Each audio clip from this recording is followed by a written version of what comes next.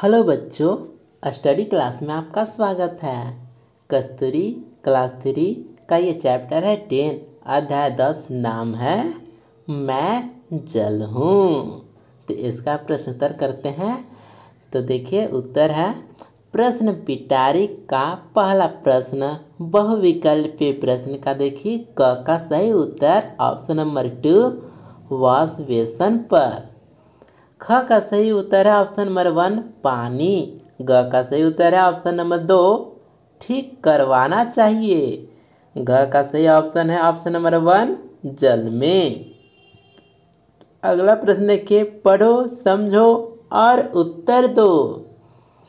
क प्रश्न देखिए मिताली ने किसके सुबकने की आवाज़ सुनी। ठीक है, मिताली ने किसके सुबकने की आवाज़ सुनी। इसका उत्तर देखिए मिताली ने जल के सुबकने की आवाज़ सुनी। ख प्रश्न जल कहाँ कहाँ मिलता है। तो इसका उत्तर देखिए जल नदियों, झीलों, सागरों, महासागरों आदि में मिलता है। प्रश्न संख्या ग जल भाप कैसे बनता है। तो इसका उत्तर देखिए जल सूर्य की गर्मी से भाप बनकर उड़ता रहता है।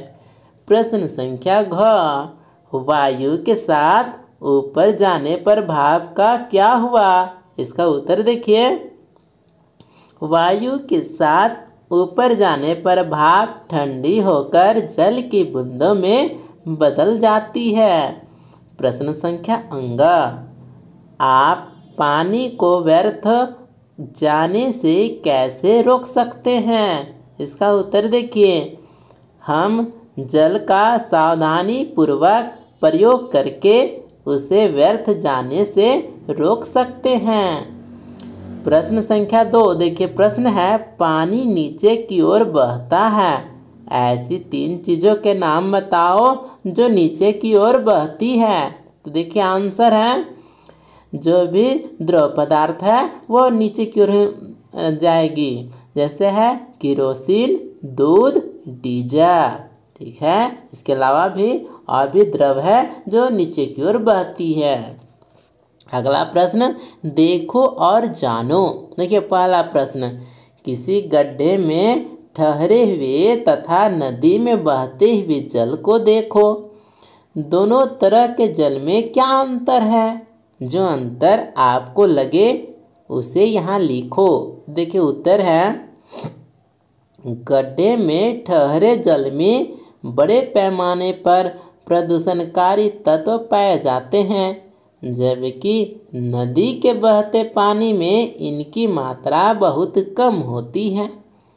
प्रश्न संख्या 2 मछलियाँ जल में रहती है। जल में और कौन कौन से जीव रहते हैं कुछ के नाम बताओ। तो इसका उत्तर देखिए ऑक्टोपस, व्हेल, केकड़ा, मेढक, कच्छप आदि।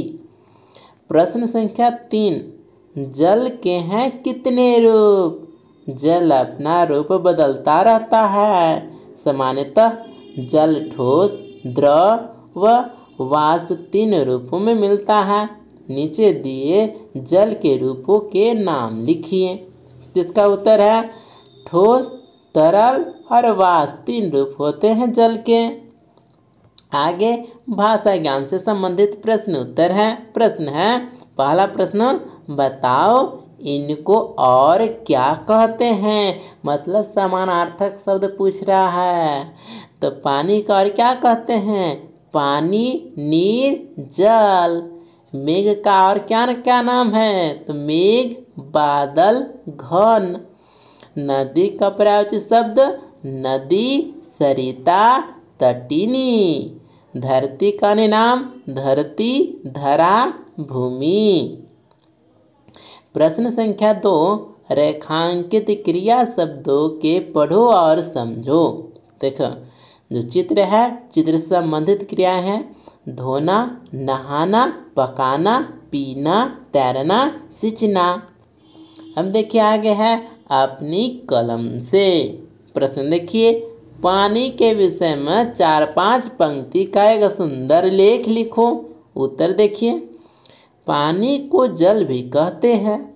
जल जंतुओं तथा पेड़ पौधों के जीवित बने रहने के लिए अनिवार्य है। जल की 3 अवस्थाएं होती हैं, ठोस, तरल तथा गैस। बर्फ जल का ठोस, पानी तरल तथा भाप गैसीय रूप है। धरती पर पीने योग्य पानी या जल की बहुत कम मात्रा विद्यमान है। ठीक है, कम मात्रा है। ठीक है, तो यहाँ पर काम नहीं, कम होगा, कम होगा। ठीक है, कम मात्रा विद्यमान है।